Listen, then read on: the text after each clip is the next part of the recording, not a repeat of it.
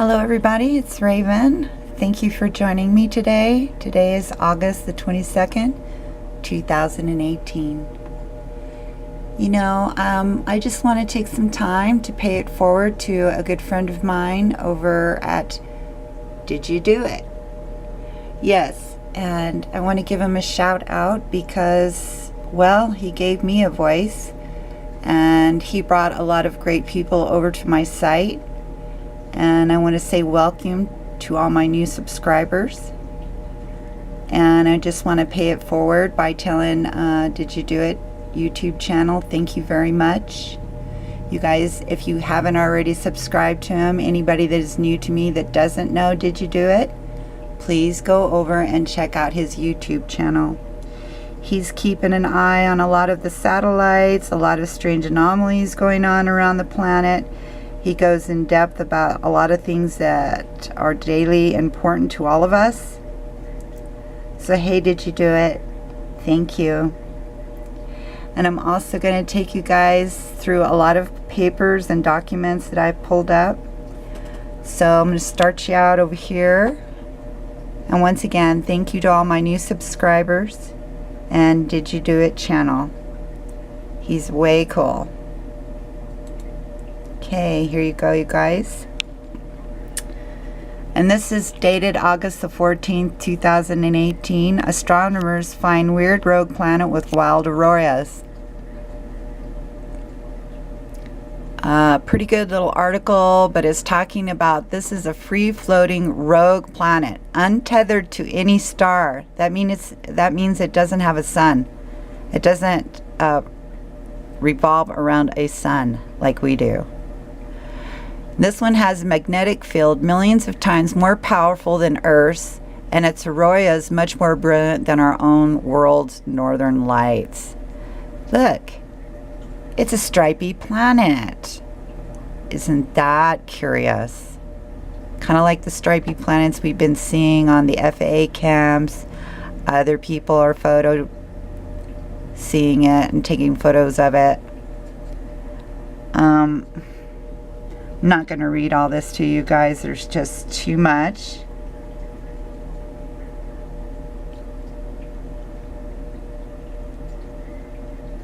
It goes on to show the magnetic field around Jupiter.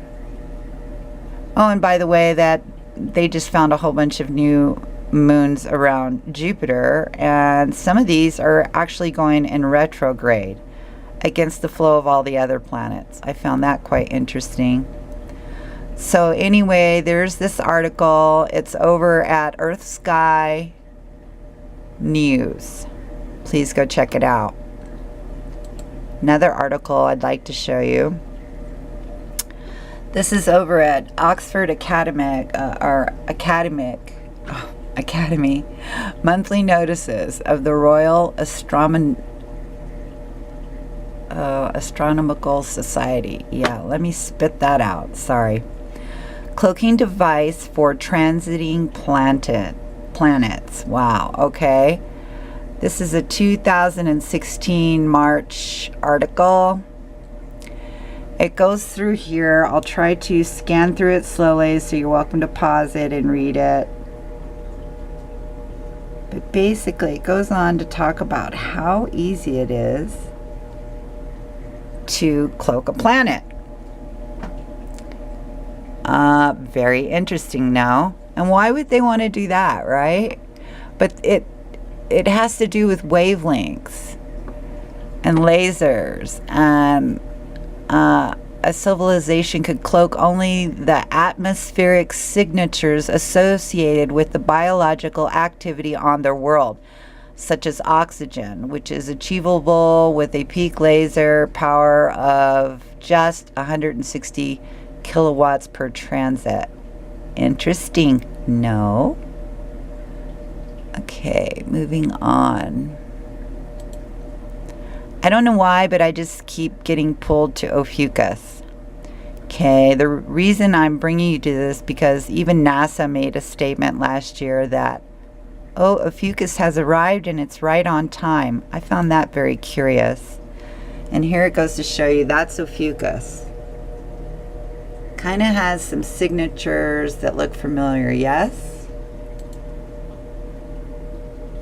And supposedly he was a great healer, but he had the powers to actually make people immortal. And Zeus got upset about that, and so I believe he was set among the stars after he was shot down. So something like that, the story goes. There was a lot of reading there to do, and I'll do some more because I am kind of poorly prepared today. But and this guy is very popular throughout all of history. And look what he's tackling. The snake.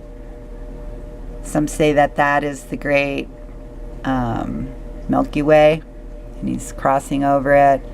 This guy here, bull, where have we seen that before? How about Wall Street? Something's very strange about that, and I need to do more study on it. And then I'm going to go back to, once again, hopefully you guys saw the short little intro I did about Carlos Ferrata, and how he said that it's a comet planet. Planet X is a comet planet. It rotates around a dead star or a black sun. And then here we have remember Mars in 2003? That was the last time the red planet came exceptionally close to Earth. It was closer in 2003 than it has been in some 60,000 years.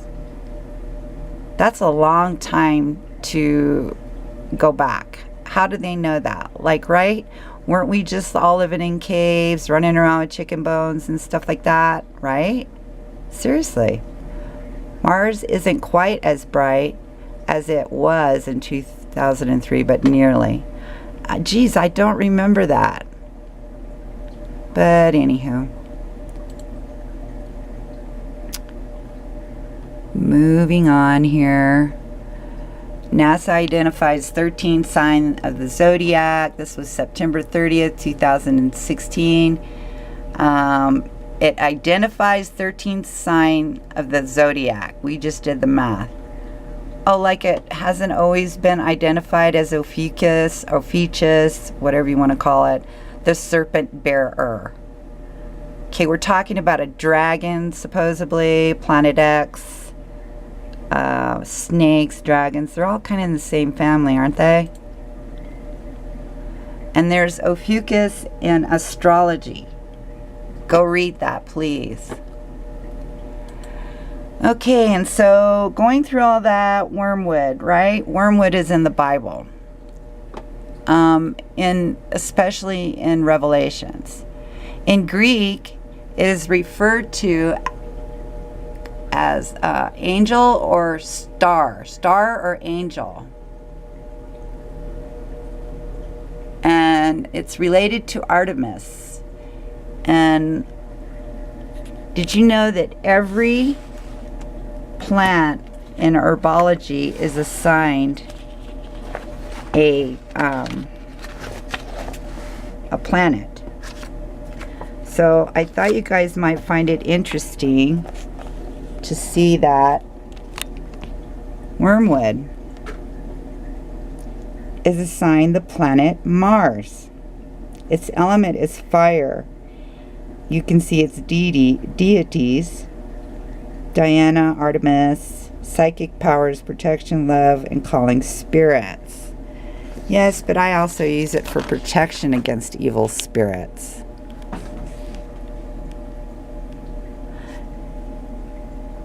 And some will beg to differ with that, and that's okay. But once you do your research about it, you'll see. So I pulled up more on Wormwood and traditional and magical. So I kind of wanted to touch base on the magical. Wormwood is a powerful protective plant. Our Neolithic ancestors used wormwood and mugwort as their primary sacred herbs for smudging and cleansing. Wormwood clears the psychic channels and can be used for astral travel and channeling. In folk magic practice, it was used to protect the grain or growing crops against mice, vermin, and insects.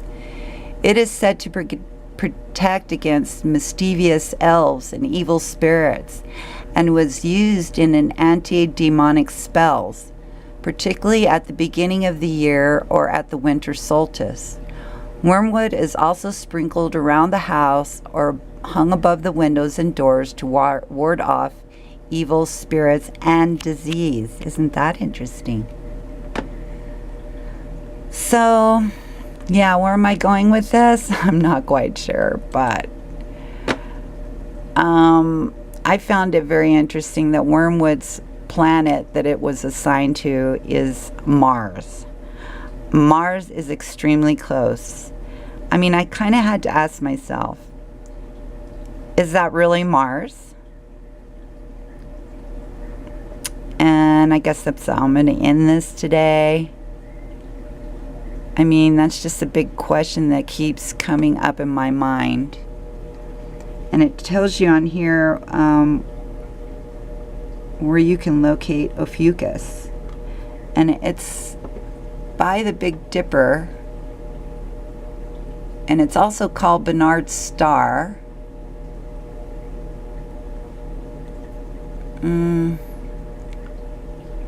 Notable. Lots of interesting stuff about it. And as you can see, I'm not quite prepared. Okay, Ophiuchus was recorded in the 2nd century by the Greek astronomer Ptolemy, and the name is Latin for serpent bearer. The snake is often associated with doctors, so Ophiuchus is often associated with healing images. Okay, you know the scepter that you'll see on most doctors' icons and the 2 snakes that wrap around that? Pretty sure what they're implying there is exactly that. The Romans associated the constellation with Aloysius,